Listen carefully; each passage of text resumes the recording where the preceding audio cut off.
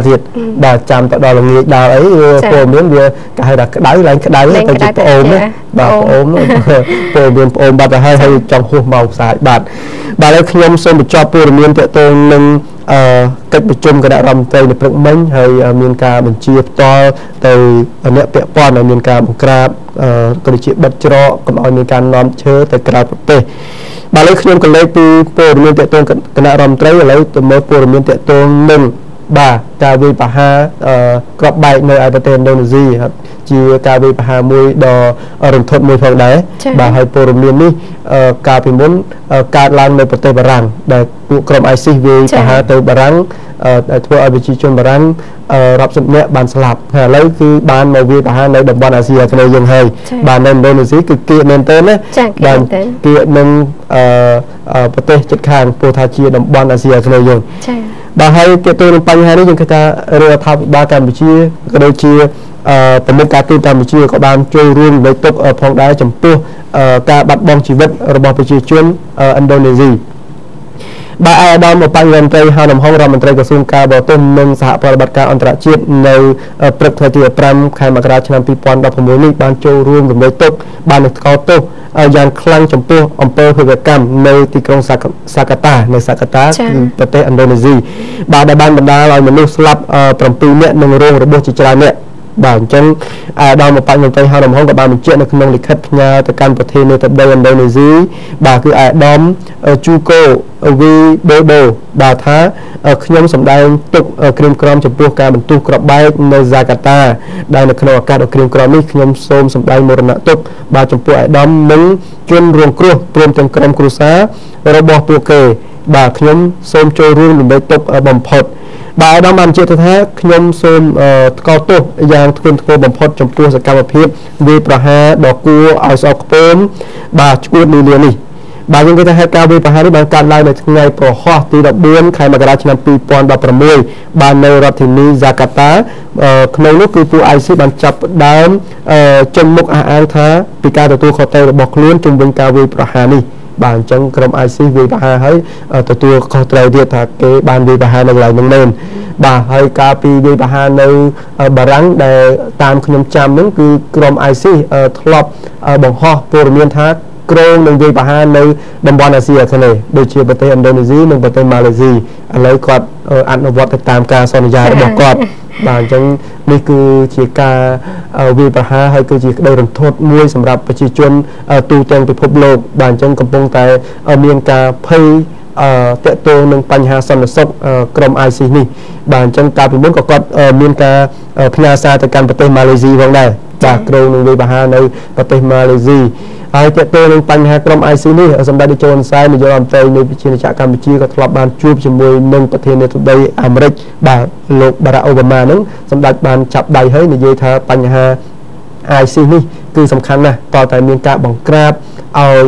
ต่อแต่บานเบอร์เจ้าแต่บันดาวนั่นคือปัญหาสันนิษฐานจุ่มเป็นพิภพโลกหนึ่งการเมียนบางจังในไปได้สำหรับดิโจนไซน์ไปโจรูกิจประชุมใน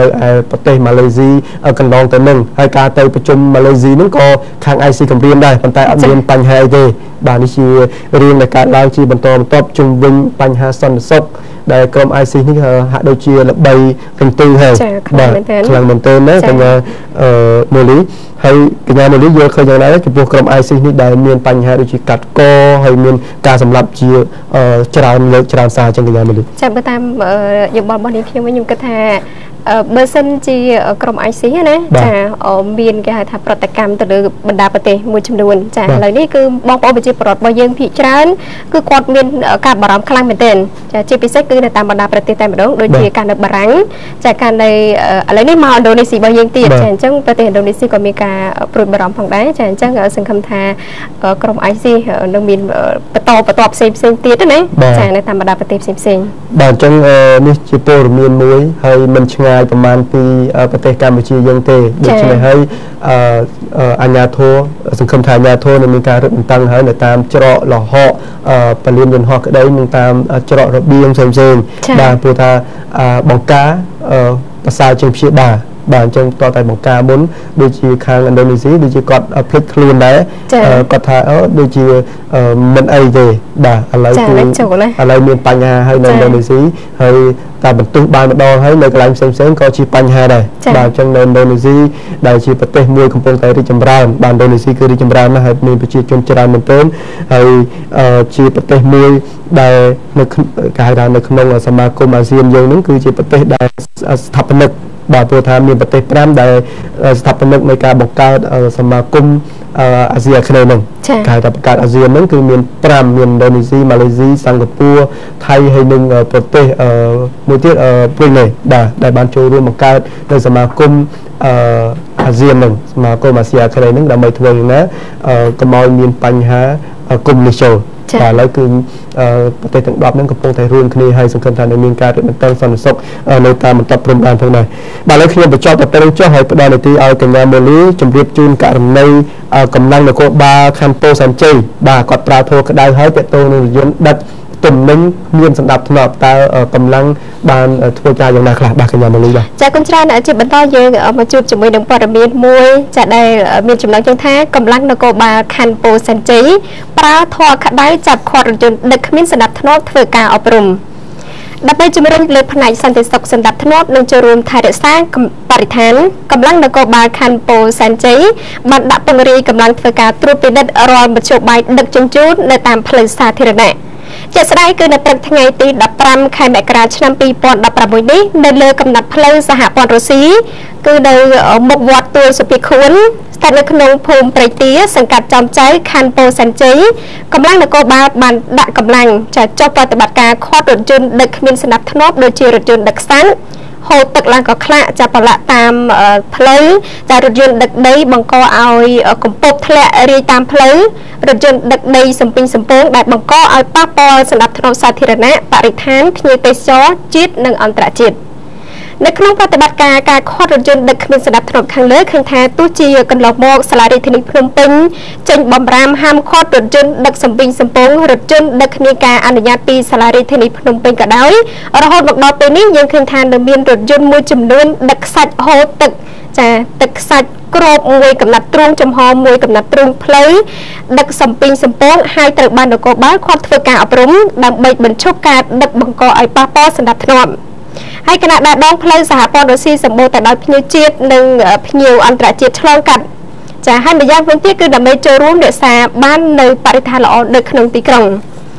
ហើយទន្ទឹមនឹងការធ្វើការត្រួតពិនិត្យយានយន្តទាំងនោះគឺដើម្បីជំរុញនិងរឹតបន្តឹងទៅលើច្បាប់ចរាចរណ៍ផ្លូវគោកឲ្យមានប្រសិទ្ធភាពផងដែរយើងឃើញថាសមត្ថកិច្ចរាល់អ្នកបើកបរម៉ូតូពុំមានពាក់មួកសុវត្ថិភាពអ្នកបើកបរគឺពុំមានពាក់ខ្សែក្រវ៉ាត់ចាដើម្បីពិនិត្យទៅលើតាមការគោលការណ៍ច្បាប់រដ្ឋបានកំណត់បាទចាមិញកញ្ញាមូលីបានលើកឡើងហើយតើតើនឹងបញ្ហារថយន្តដឹកខ្សាច់មិញហូរទឹកកខ្លាក់ចាកក្លេកកខ្លាក់តែហ្នឹងហូរកខ្លាក់នេះមានថាហូរច្រើនកញ្ញាហូរពេញខ្នល់ដល់ឡងមើលយើងបង្ហាញរូបភាពមិនដឹកខ្សាច់នេះកញ្ញាមូលីមើលហូរតាមផ្លូវរហូតហូរតាមផ្លូវហើយដឹកនឹងគាត់បានគ្របដែរប៉ុន្តែបើថាតាមខ្ញុំយល់វាដឹករឿងធួនហើយដឹកច្រើនបាទយល់អត់ដឹកមកស្មើឬក៏ដឹកអាចទៀបជាងនេះបន្តិចបាទហើយនេះគឺជាការរឹតបន្តឹងដ៏ល្អព្រោះថាការអនុវត្តច្បាប់មិនមែនថាតតែធ្វើភ្លាមរឹតបន្តឹងភ្លាមប្រជាពលរដ្ឋគាត់អត់យល់បាទអញ្ចឹងយើងអនុវត្តច្បាប់បន្តិចម្ដងហើយមានការផ្សព្វផ្សាយឲ្យគាត់យល់តើការដឹកជញ្ជូននឹងវាខុសច្បាប់អត់បាទជួនកាលគាត់អត់ដឹងទេគាត់ចេះតែដឹកតាមទម្លាប់គាត់ណាបាទរាល់ដងផ្លូវគាត់ស្បតែដឹកអញ្ចឹងគាត់ដឹកពេញរថយន្តអញ្ចឹងហើយអ្នករស់ស៊ីខាងខ្សាច់នោះគាត់ថាអីមិនអីទេមានការបងបស៊ីបងអីបងផ្លូវបងអីហើយអញ្ចឹងណាគាត់ក្របអីទៀតអញ្ចឹងណាគាត់ចេះតែដឹកទៅពីទៅទៅបាទហើយតាមច្បាប់ខាងសាលាក្រុងហ្នឹងគឺបានដាក់មកហើយថាមិនអោយរថយន្តធំហ្នឹងធ្វើចរាចរណ៍នៅម៉ោងហ្នឹងទេបាទនឹងជារថយន្តធំមិនមែនយន្តតូចទេបាទតែចូលមកតែ10គ្រឿងនៅក្នុងរាជធានីភ្នំពេញគ្រប់ខណ្ឌហ្នឹងគឺស្ទះហើយចា៎បាទហើយតើតើនឹងបញ្ហានេះប្រជាពលរដ្ឋតែងតែលើកឡើងឲ្យមានការរឹតបន្តឹងព្រោះថាមានបញ្ហាហុយបញ្ហាទឹកពេញតែខ្នល់អញ្ចឹងណាហើយជ្រុះរប៉ាត់របាយដែលប៉ះពាល់ទៅដល់បរិស្ថានប៉ះពាល់ទៅដល់សណ្ដាប់ធ្នាប់ព្រោះបើយើងគិតទៅគេថាផ្ទះដែលទៅតែធ្វើ បាទវាតែមានបញ្ហាវាមិនតាន់ស្អាតរៀបរយទេបាទប៉ុន្តែតើយើងបញ្យល់ឲ្យអ្នកដែលនៅជុំវិញផ្ទះយើងរៀបចំឲ្យបានល្អទៅគឺនៅពេលយើងធ្វើផ្ទះយើងហើយគឺស្អាតបាទព្រោះនៅក្នុងរឿងនេះកំពុងតែមានការអភិវឌ្ឍអញ្ចឹងបញ្ហាប្រឈមជាច្រើននឹងកើតឡើងជាច្រើនដូចជាករណីចោរកម្មបាទករណីកកស្ទះចរាចរណ៍ហើយបញ្ហាសម្រាមហើយបញ្ហាផ្សេងៗទៀតដែលតាមការសិក្សាហ្នឹងគឺបានបង្ហាញថាតើតែការគ្រប់គ្រងនឹងឲ្យបានល្អបាទព្រោះថានៅពេលដែលគេហៅថាទីក្រុងប៊ុំមានថាទីក្រុងមានការរីកចម្រើនខ្លាំងមនុស្សមកនៅច្រើនអញ្ចឹងបញ្ហាជាច្រើននឹងកើតមានហើយកញ្ញាមូលីបាទអញ្ចឹងខាងសាលាក្រុងគឺបានប្រឹងប្រែងយ៉ាងច្រើនណាស់ដើម្បីធ្វើយ៉ាងណារៀបចំសណ្ដាប់ធ្នាប់ទៅតាមទីសាធារណៈហើយពេលខ្លះទៅក៏ធ្វើទៅប្រជាពលរដ្ឋប៉ះទៅលើគាត់ទៅក៏គាត់នេះនេះប្រតិកម្មណាព្រោះថាវាថ្មីបាទព្រោះថានៅដូចជានៅបារាំងនៅតែវិញហ្នឹងគឺគេយូរហើយបាទហើយមានការរៀបចំសណ្ដាប់ធ្នាប់បានល្អណាស់ដូចជានៅសិង្ហបុរីអីហ្នឹងគឺផ្លូវហ្នឹងអត់ដែលមានដីមានអីហូរទេចាមានទេបាទបាទព្រិលហើយនៅជប៉ុនដែលខ្ញុំធ្លាប់ទៅហ្នឹងគឺគ្មានទេបញ្ហាដីសំបីថា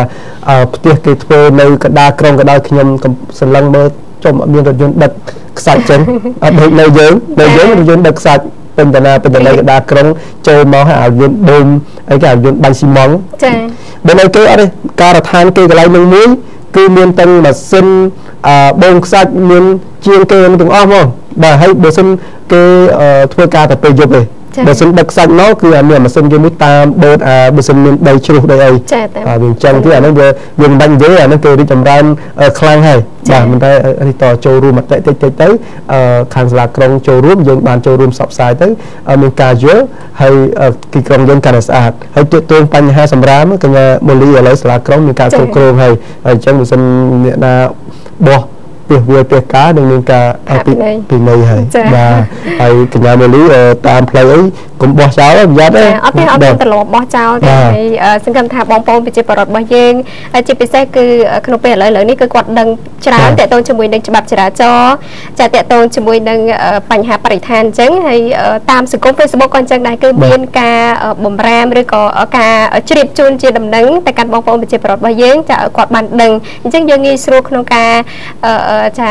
ធ្វើតាមអ្វីដែលគាត់បានប្រាប់ណាចាអញ្ចឹងសង្ឃឹមថាបងប្អូនប្រជាពលរដ្ឋរបស់យើងនឹងយល់កាន់តែច្បាស់អំពីបញ្ហាទាំងអស់នេះបាទព្រោះយើងផ្សព្វផ្សាយកាន់តែច្រើនហើយព្រោះ1ម៉ោងទៅ1ម៉ោងម៉ោងព្រឹកផងម៉ោងថ្ងៃផងម៉ោងយប់ផងអញ្ចឹងកាន់តែច្រើនការផ្សព្វផ្សាយបាទម៉ោងយប់យើងម៉ោង7ដល់ម៉ោង9 2ម៉ោងបាទឥឡូវនៅក្នុងម៉ោងព័ត៌មានហោមាសពេលអាស៊ានហ្នឹងគឺបន្ថែមមួយវគ្គទៀតបាទអញ្ចឹងវាឡើងពីម៉ោង2រហូតដល់ជិតម៉ោង5ឯណោះបាទអញ្ចឹងព័ត៌មានកាន់តែច្រើនហើយការអត្ថាធិប្បាយបន្ថែមទៅដើម្បីធ្វើយ៉ាងណាផ្ដល់ជាកលឹះក៏ដូចជាការអប់រំបាទខ្ញុំមិនមានន័យអ្វីក្នុងការណែនាំទេបាទព្រោះថាយើងជាអ្នកសារព័ត៌មានអត់មានសិទ្ធិទៅបញ្ជាគេទេណាកញ្ញាមូលីបាទឥឡូវបញ្ចប់តែប៉ុណ្្នឹងចុះហើយវគ្គក្រោយយើងជម្រាបជូនព័ត៌មានសំខាន់ផ្សេងទៀតឥឡូវយើងខ្ញុំទាំងពីរអ្នកសូមសម្រាប់មួយផ្លេតសិតបាទយ៉ាងត្រឹមត្រូវនោះបាទខ្ញុំបញ្ចប់ព័ត៌មាននឹងតែប៉ុណ្្នឹងចោះចំពោះព្រឹត្តិការណ៍ថ្មីៗទាក់ទងនឹងគោជបបាទឥឡូវឲ្យផ្ដល់នីតិឲ្យកញ្ញាមូលីវិញម្ដងទាក់ទងនឹងព័ត៌មានផ្សេងព័ត៌មានសន្តិសុខព័ត៌មានសង្គមបាទចាតើតើជាមួយនឹងព័ត៌មានមួយនេះគឺតើតើជាមួយនឹងរឿងគ្រួសារវិញម្ដងចារឿងគ្រួសារនេះគឺតើតើជាមួយនឹងពីអ្នកប្តីប្រពន្ធចាមានន័យថាពីអ្នកប្តីប្រពន្ធហ្នឹងគឺគាត់បានដេញលះគ្នាហើយចាប៉ុន្តែគាត់ខាងប្រពន្ធហ្នឹងក៏គាត់ចង់បានកូននឹងត្រឡប់ទៅវិញចាអរគុណតោះឥឡូវយើងតាមដានបន្តថាតើសាច់រឿងនេះវាយ៉ាងម៉េចចាតោះខ្លាចប្រពន្ធដាបយកកូនទៅវិញប្រពន្ធចង់ប្តឹងសមត្ថកិច្ចឲ្យជួយអន្តរាគមន៍ចាស្ត្រី2នាក់ដែលនាំគ្នាចូលមកប៉ុស្តិ៍នគរបាលក្នុងស្ថានភាពប្រកែកតឹងមាត់តឹងកដាក់គ្នាក្រោយពីសាកសួរទៅដឹងរឿងដោយសារការមិនទុកចិត្តគ្នាចាបន្ទាប់មកស្ត្រីជាប្រពន្ធដើមក៏បានលេងលះជាមួយនឹងប្តីដាច់ស្រេចទៅហើយថែមទាំងប្រគល់កូនតូចចំនួន2នាក់ហ្នឹងឲ្យទៅប្តីជាអ្នកបីបាច់ថែរក្សាដែលគេហៅថាជាថ្នូរទៅនឹងប្រាក់$1,500ចាជាការបញ្ចប់រឿងគឺប្រាច់សង្វាស់នឹងគ្នារួចចែកផ្លូវគ្នាដើររៀងខ្លួនតែម្ដងចំណែកឯប្តីក៏មានប្រពន្ធថ្មីទៀតដោយសារតែក្តីនឹករលឹកកូនប្រុសទាំងពីរស្ត្រីជាប្រពន្ធដើមគឺមកសុំយកកូនទៅលេងចំនួន3 ទៅ 4ថ្ងៃតែមិនថាអនុញ្ញាតពីខាងស្វាមីអីណាចាបន្ទាប់មកខាងប្រពន្ធចុងហ្នឹងគឺចាប់លើកូនទាំងពីរដាក់លើម៉ូតូប្រពន្ធចុងហើយមិនឃើញមិនស្រួលមិនទុកចិត្តត្បិតលេងជាមួយគ្នាដាច់ទៅហើយខ្លាចនាំកូនទាំងពីរទៅបាត់ទៅទំនាស់សម្ដីប្តឹងនគរបាលប៉ុស្តិ៍ខណ្ឌកាកាបខណ្ឌពោធិ៍សែនជ័យកាលពីវេលាម៉ោង 10:35 នាទីនៅព្រឹកថ្ងៃទី 15 ខែមករាឆ្នាំ 2015 ចាប់បរិយាជាប្តីនោះគឺមានឈ្មោះថាព្រឹងវីចាជាជាងគ្រឿងចាក់នៅខណ្ឌសែនសុខស្នាក់នៅភូមិបៃចានឃុំបៃចានស្រុកអង្គស្នួលខេត្តកណ្ដាលចាដែលមានប្រពន្ធក្រោយរបស់គាត់នោះតែមិនស្គាល់ឈ្មោះចារីឯចំណែកប្រពន្ធដើមវិញគឺមានឈ្មោះថាស្រីពេជ្រដែលមានអាយុ 26 ឆ្នាំហើយស្នាក់នៅភូមិក្បាលដំរីសង្កាត់ខាកាបខណ្ឌពោធិ៍សែនជ័យចាដើមហេតុចំដែលកើតមានរឿងរ៉ាវបែបនេះគឺស្ត្រីជាប្រពន្ធដើមគឺបានលែងលះគ្នាជាមួយនឹងប្តីជាង 1 ឆ្នាំទៅហើយដោយដាច់ស្រេចចារួចទុកកូនប្រុសទាំងពីរហ្នឹងគឺឲ្យប្តីមើលថែរក្សាដែលជាថ្នូរទៅនឹងប្រាក់ $1,500 ហើយក៏ចែកផ្លូវគ្នារៀងៗខ្លួនចាចំណែកឯខាងបរិយាជាប្តីក៏មានប្រពន្ធថ្មីមួយទៀតចារួមរស់បីបាច់ថែរក្សាកូនទាំងពីរហ្នឹងប្រកបទៅដោយសេចក្តីសុខលុះរហូតមកដល់ព្រឹកថ្ងៃកើតហេតុនេះបន្ទាប់ពីស្ត្រីប្រពន្ធដើមបានទៅយកកូនប្រុសទាំងពីរមកលេងផ្ទះតែដោយសារការបន្ទុកចិត្តរវាងប្រពន្ធដើមនិងប្រពន្ធចុងដែលខ្លាចយកកូនទៅបានព្រោះលែងលះគ្នាដាច់ស្រេចទៅហើយ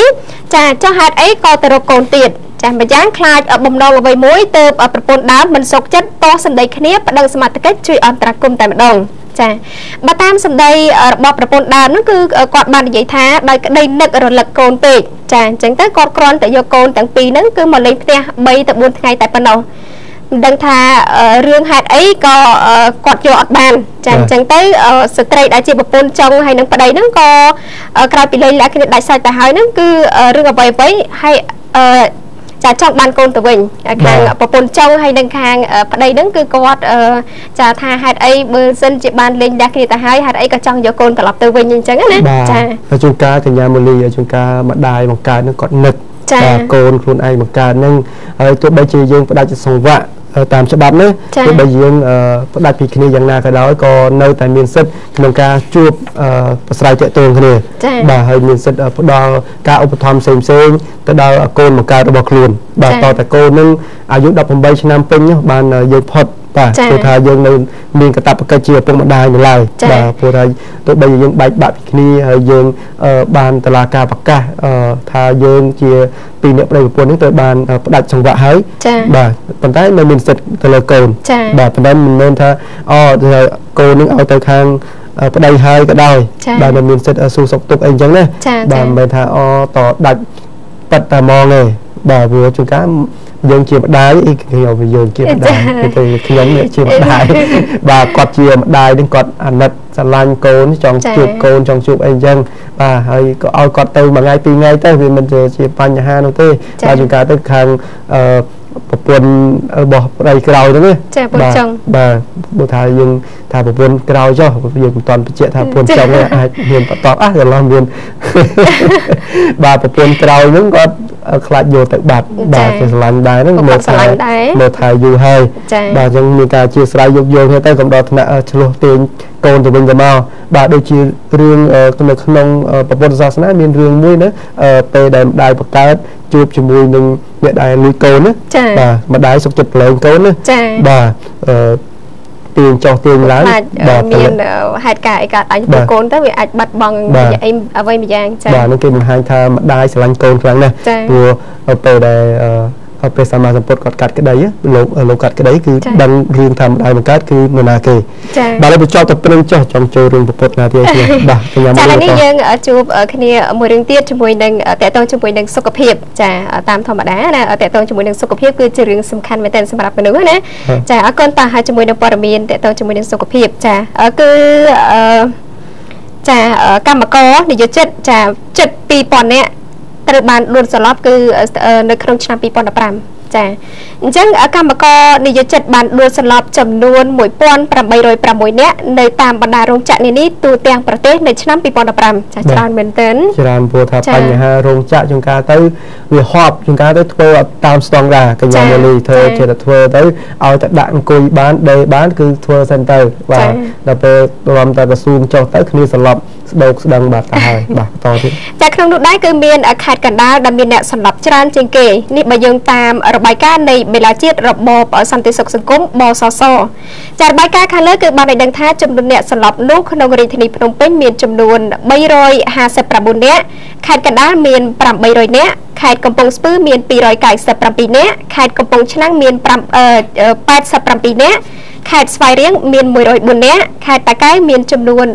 142នាក់និងខេត្តព្រៃវែងមានចំនួន17នាក់ចាសរុបទាំងអស់ហ្នឹងគឺមានចំនួន1806នាក់នៅទូទាំងប្រទេសចាអញ្ចឹងជិត2000នាក់ទៅហើយចាសហភាពការងារកម្ពុជា CLC បានឲ្យដឹងថាការដួលសន្លប់របស់កម្មករនិយោជិតគឺបណ្ដាលមកពីធ្វើការថែមអង្គច្រើនចាការបរិភោគអាហារមិនមានជីវភាពកង្វះអនាម័យសម្រាប់មិនបានគ្រប់គ្រាន់មានស្ថានភាពតានតឹងក្នុងអារម្មណ៍ចាបសសក៏បានលើកឡើងពីរោងចក្រមួយចំនួនឲ្យកម្មករថែមម៉ោងលើសពីការអនុញ្ញាតរបស់ក្រសួងបរិយាកាសកម្ដៅនិងហប់ការធ្វើប្រហែសត្រួតពិនិត្យផ្នែកសុខភាពនិងសុវត្ថិភាពការងារចាយើងឃើញថាបច្ចុប្បន្ននេះគឺមានចានិយោជិតជាពិសេសគឺកម្មករខាងកម្មការរនីរបស់យើងភាគច្រើនហ្នឹងគឺយើងឃើញថានៅតាមបណ្ដារោងចក្រគឺមានការដួលសន្លប់ពីម្នាក់ទៅម្នាក់អីចឹងមានការច្រើនមែនទែនចាអញ្ចឹងពេលខ្លះបណ្ដាលមកពីគេហៅថាបរិយាកាសដែលនៅជុំវិញការធ្វើការរបស់គាត់ប្រចាំថ្ងៃចាអញ្ចឹងធ្វើឲ្យអ្នកមួយចំនួនទៅគឺគាត់ខ្សោយជាមួយនឹងសុខភាពបណ្ដាលឲ្យមានការដួលសន្លប់ចាត្រឹមត្រូវហើយអ្នកផ្សេងមួយទៀតគាត់ឃើញការដួលសន្លប់ចឹងដែរគាត់ភ័យស្លន់ស្លោដែរសន្លប់តគ្នាបាទសន្លប់តចឹងទៅបាទចឹងនេះជាបញ្ហាកម្មការនេះទៅតាមបណ្ដារោងចក្រហើយសរុបជាតួលេខទៅគឺជិត2000នាក់ទៅហើយដែលជាបញ្ហាកង្វល់ហើយបញ្ហាផ្សេងទៀតដូចជាគ្រោះថ្នាក់ទៅដល់កម្មករនៅពេលដឹកជញ្ជូនក៏ជាបញ្ហាដែរបាទគ្រាន់តែការពិភេកថ្មីទៅគឺនៅឯខេត្តកំពង់ស្ពឺគ្រោះថ្នាក់ចរាចរណ៍បាទបើកវ៉ាចុះវ៉ាឡើងជើងចុះជើងឡើងរថយន្តមកពីមុខកិច្ចមិនតាន់កលាប់ភីងបាទរបួសនឹងស្លាប់មានជាច្រើនរយនាក់ជាច្រើន10នាក់បាទច្រើនមែនទែនព្រោះមួយឡានជិត60នាក់ឯណោះបាទអញ្ចឹងខាងក្រសួងការងារកំពុងតែរឹតបន្តឹងហើយទាក់ទងបញ្ហានេះដើម្បីធ្វើយ៉ាងណាឲ្យខាងអ្នកបើកបរនឹងគាត់គោរពច្បាប់ចរាចរណ៍ចា៎ទី1គាត់ត្រូវតែមានស្មារតីទទួលខុសត្រូវចាព្រោះមួយឡានមិនតិចណាកញ្ញាម៉ូលីចាពី60ទៅ70នាក់បាទច្រើនណាស់ព្រោះឡានដឹកឡាន2តោនកន្លះដាក់បានច្រើនណាចាព្រោះមិនដាក់កៅអីអង្គុយណាឈរចាជាអៀតគ្នាដូចកតោអញ្ចឹងដាក់ចូលឡើងចូលបាទចាដឹកទៅរោងចក្របាទអញ្ចឹងជាបញ្ហាដែលកើតឡើងហើយបញ្ហាដួលសន្លប់នេះគឺកើតឡើងជារឿយហើយឃើញថាក្រសួងពាក់ព័ន្ធក៏បានចុះទៅដល់ដែរប៉ុន្តែកន្លែងខ្លះដូចជាចុះអត់ទៅដល់ក៏មានការសន្លប់អីចឹងដែរបាទដោយសារបរិយាកាសកន្លែងការងារដំបូលនឹងមិនបានឲ្យមានខ្យល់ចេញចូលត្រឹមត្រូវជាងការទៅវាហប់បាទហើយជាងការកន្លែងដាក់នឹងវាច្រើនគ្នាពេកគោជើងគ្នាពេកណាបាទនឹងជាបញ្ហាហើយបាទឥឡូវបញ្ចប់ទៅពេលចុះទាក់ទងបញ្ហាកម្មការនីដែលដួលសន្លប់សម្រាប់ឆ្នាំ2015ជិត2000នាក់នោះបាទខ្ញុំបន្តព័ត៌មានទាក់ទងនឹងហុងហ្គារីបាននឹងពិចារណាវិនិយោគទៅលើការងារធំចំនួន4នៅក្នុងប្រជាជាតិកម្ពុជាបាទនៅក្នុងឱកាសស្នាក់នៅបំពេញបេសកកម្មនៅកម្ពុជារបស់គណៈប្រតិភូហុងហ្គារីបាទដឹកនាំដោយអាយដាមរដ្ឋមន្ត្រីការបរទេសនិងពាណិជ្ជកម្មរយៈពេល2ថ្ងៃគឺថ្ងៃទី14ទី15ខែមករាឆ្នាំ2015នេះអាយដាមរដ្ឋមន្ត្រីបាននាំយកសមាជិកបាទគណៈប្រតិភូមួយចំនួនចុះហត្ថលេខាលើអនុសារណៈយោគយល់គ្នាជាមួយនឹងដៃគូឯកជនកម្ពុជាលើផ្នែកសេវាកម្មពាណិជ្ជកម្មបាទដើម្បីសហប្រតិបត្តិការនៃប្រទេសទាំងពីរឲ្យកាន់តែល្អប្រសើរបាទវិធីចរអនុសារណៈយោគយល់គ្នានេះធ្វើឡើងនៅស្ថានភាព Intercon បាទ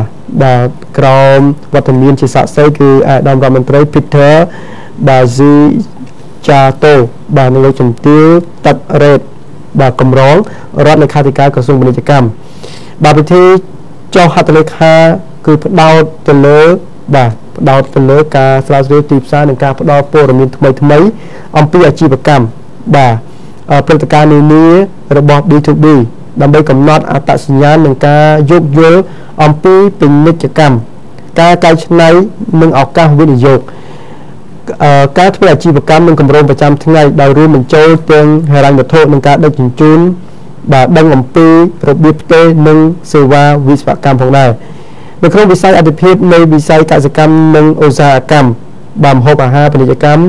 ដឹងអំពីរបៀបកែច្នៃម្ហូបអាហារអំពីសុវត្ថិភាពម្ហូបអាហារនិងការគ្រប់គ្រងទឹក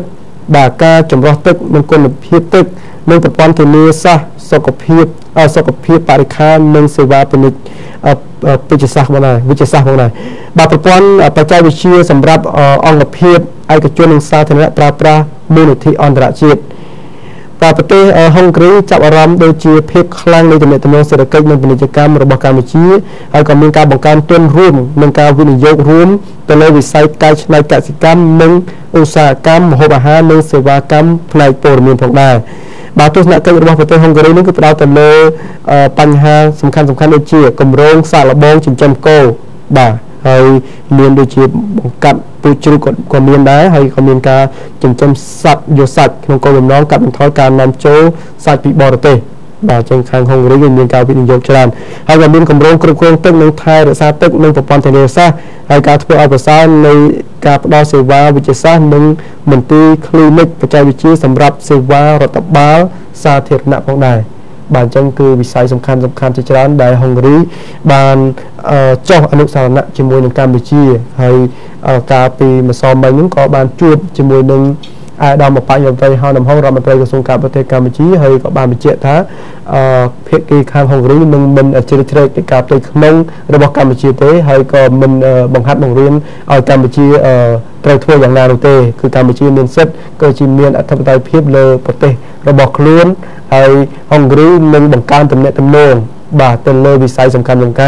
ហើយការពីម្សិលមិញនេះគឺបានចុះអនុស្សរណៈយោគយល់គ្នាអំពីការនាំចូលនៅទំនិញក៏ដូចជាក៏មានការពារនៅខៅថាអ្នកដែលមករស់ស៊ីនៅក្នុងវិជាណាចក្រកម្ពុជាទៅនឹងហុងគ្រីហើយគ្រាន់តែមូលនិធិអន្តរជាតិរបស់ហុងគ្រីមកវិនិយោគនៅកម្ពុជាគឺមានជាង$27 លានអាមេរិកនឹងគ្រាន់តែដំណាក់កាលដំបូងទេបាទហើយបើតាមការលើកឡើងរបស់អាដាមបញ្ញារដ្ឋមន្ត្រីហៅនំហងរដ្ឋមន្ត្រីក្រសួងការបរទេសកាលពីម្សិលមិញហ្នឹងគឺហុងគ្រីក្រុងនឹងនាំស្វាយរបស់កម្ពុជាណាបាទស្វាយទៅប្រទេសហុងគ្រីផ្ទាល់តែម្ដងព្រោះឃើញថានៅកម្ពុជាមានសក្តានុពលហើយផ្លែស្វាយរបស់កម្ពុជាគឺទទួលស្គាល់បាទជាស្វាយដ៏ល្អហើយគ្មានជាតិគីមីបាទអញ្ចឹងកម្ពុជាគឺមានទីផ្សារមួយទៀតហើយសម្រាប់ប្រទេសហុងគ្រីបាទអញ្ចឹងបងប្អូនប្រជាពលរដ្ឋដែលដាំស្វាយកុំឲ្យកាប់ដាំស្វាយចោលតិចឃើញកស៊ូល្អទៅដាំនាំគ្នាទៅកាប់ស្វាយដាំកស៊ូបាទអញ្ចឹងប្រជាពលរដ្ឋខ្លះគាត់ទំនោរតាមគ្នាចាយូរតែទៅឃើញរដូវហ្នឹងរដូវតង្កែនគេល្អដល់ឬតង្កែនគេដាំទៅផ្លែបានថ្លៃបាននាំគ្នាកាប់ដាំស្វាយទៅដាំតង្កែនអញ្ចឹងក៏មានដែរប៉ុន្តែសម្រាប់បងប្អូនដែលគាត់ដាំលក្ខណៈទ្រង់ទ្រាយធំគាត់អត់មានផ្លាស់ប្ដូរទេបាទនៅស្វាយល្អណាស់បាទនៅខាងនេះដូចជាស្វាយនៅខាងសៀមរាបដែលតាមខ្ញុំធ្លាប់ដឹងនេះឃើញដាំជាប្រព័ន្ធមានប្រព័ន្ធធារាសាស្ត្រមានអីត្រឹមត្រូវអញ្ចឹងនេះលហុងណាចាបាទអញ្ចឹងឲ្យតែមានទីផ្សារបងប្អូនប្រជាពលរដ្ឋគាត់សប្បាយចិត្តហើយបាទការពីខ្ញុំទៅប៉ៃលិនជួបជាមួយនឹងសមាគមតង្កែហ្នឹងគាត់ថាតង្កែគឺកើតល្អណាស់កញ្ញាមូលីនៅខាងប៉ៃលិនផ្លែច្រើនមែនទែនអញ្ចឹងគាត់សង្ឃឹមថារដ្ឋាភិបាលកម្ពុជានឹងរកទីផ្សារឲ្យគាត់បានកាន់តែច្រើនព្រោះថារាល់ថ្ងៃនេះគឺនាំទៅប្រទេសថៃបាទអញ្ចឹងបើសិនថៃគេចិត្តល្អទៅគេយករាប់សិបតោនរាប់រយតោនអញ្ចឹងទៅតែបើថ្ងៃណាគេអារម្មណ៍មិនល្អគេបិទច្រកវិញបាទអញ្ចឹងស្វាយប្រមាណឡានហ្នឹងគឺស្អុយរលួយហើយបាទអញ្ចឹងដូចគ្នាដែរស្វាយយើងនេះបើសិនហុងគ្រីគាត់យកព្រមថាពេញហើយបាទអញ្ចឹងបងប្អូនប្រជាពលរដ្ឋប្រឹងប្រែងដាំប្រឹងប្រែងថែបានល្អកែវល្មៀនល្អណាកញ្ញាសិតកែវល្មៀនបាទកញ្ញាមូលីព្រោះបើតាមខ្ញុំដឹងកាលពីឆ្នាំមុនបាទ2015ហ្នឹងគឺស្វាយកែវល្មៀននាំទៅវៀតណាម1គីឡូបានតែ$1,500ទេចាបាទហើយខាងរដ្ឋមន្ត្រីក្រសួងការបរទេសហុងគ្រីបានប្រាប់អ្នកសារព័ត៌មានពីម្សិលមិញខ្ញុំបានទៅយកដែរហ្នឹងគឺប្រាប់ថាស្វាយនៅហុងគ្រីថ្លៃណាស់1គីឡូប្រមូលទិញទាំងអស់ហើយចាបាទស្វាយនេះបើតាមការដឹងគ្រាន់តែប្រទេសវៀតណាមមួយហើយប្រទេសថៃឬក៏ប្រទេសចិនហ្នឹងបើយើងផ្គត់ផ្គង់ក៏មិនគ្រប់ផងចាបាទព្រោះថាតតែដាំបន្ថែមទៀតនេះគឺជាទីផ្សារថ្មីទៀតហើយសម្រាប់បងប្អូនប្រជាពលរដ្ឋដែលប្រកបខាងដាំស្វាយបាទខ្ញុំតិចទៀតអាច រោទៅដាំស្វាយដែរទៅឮតែមានទីផ្សារអញ្ចឹងរោទៅដាំបានមហិតតាអីមើលខ្លាចបានញ៉ាំរាល់ថ្ងៃចាធំល្អមែនតើស្វាយធំណាស់ស្វាយព្រោះថាដីកសិកម្មនៅតាមជួយភ្នំល្អណាស់កញ្ញាមូលីបើសិនកញ្ញាមូលីទៅនៅកញ្ញាក្រុមការងារទៅខាងប៉ៃលិនទៅខាងមេមុតទៅខាងនេះខាងកំពង់ចាមបាទអូដីល្អណាស់ផ្លែស្វាយផ្លែលហុងហើយផ្លែមានអីហ្នឹងតង្កែបាត់ដំបងគេហៅតង្កែបាទតង្កែហ្នឹងគឺបើតាមនេះការបញ្យល់គឺដូចតែមានទេតែឈ្មោះមួយទៀតវាស្វាយហ្នឹងមានស្វាយកែល្មៀតមានស្វាយស្វាយកែចិនឬក៏ខ្ញុំនឹកឃើញតែស្វាយដោះប្រមុំបាទលើបញ្ចប់ទៅប៉ុណ្្នឹងចុះទៅនឹងបញ្ហាកសិកម្មដែលខ្ញុំបានលើកឡើងហើយអញ្ចឹងបងប្អូនជារដ្ឋលើដំណឹងនឹងហើយប្រឹងដាំបន្ថែមទៅហើយ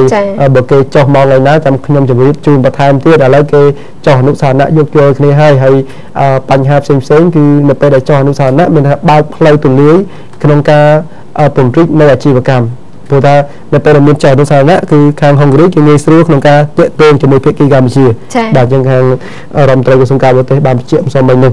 បាទឥឡូវខ្ញុំបញ្ចប់ទៅពេលចុះហើយយើងខ្ញុំទៅពីនេះសូមសម្រាប់ប្រធានសិនយើងនឹងបន្តព័ត៌មានសំខាន់ផ្សេងទៀតនៅវគ្គក្រោយបាទ